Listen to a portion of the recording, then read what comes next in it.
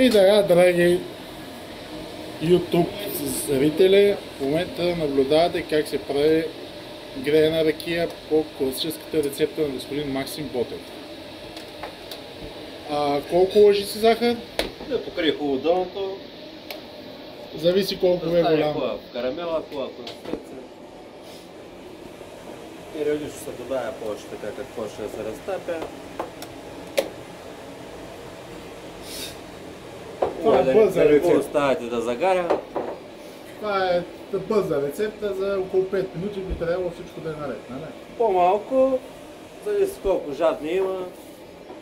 От 5 до 20 минути се приготвя, от джазве до огромни съдове.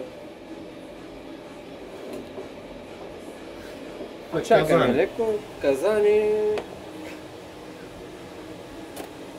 Казани, бидони, дамаджани.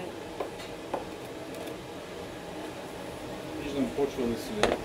Ще намалим малко.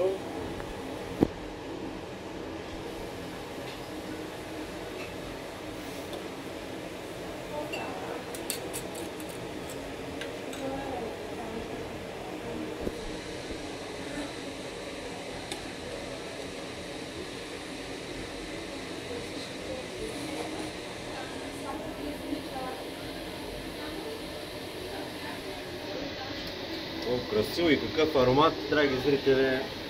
Няма как да го усетите пред мониторите, пред екраните на телефоните си, но уха е страхотно.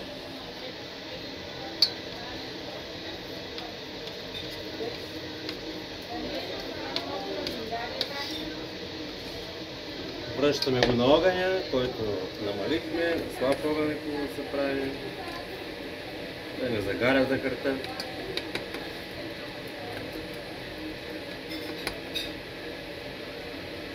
След като карамела е почти готов, чакаме го хубаво да се впишви, да изчезнат кристалчетата и бучките от захарта.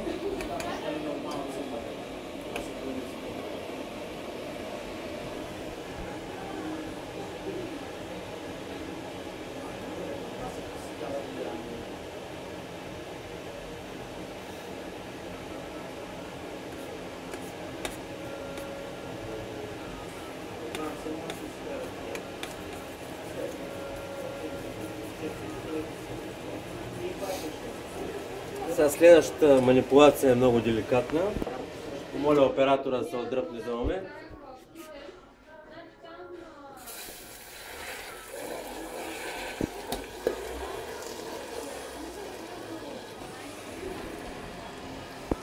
Така, сега изчакаме малко.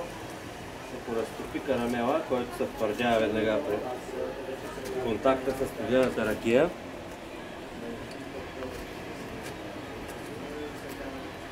Когато се разтопи, напитката е готова за консумация.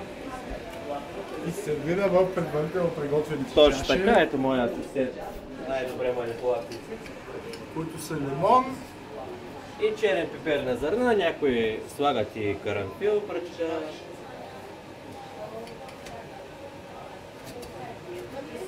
и пиете колкото душа ви иска.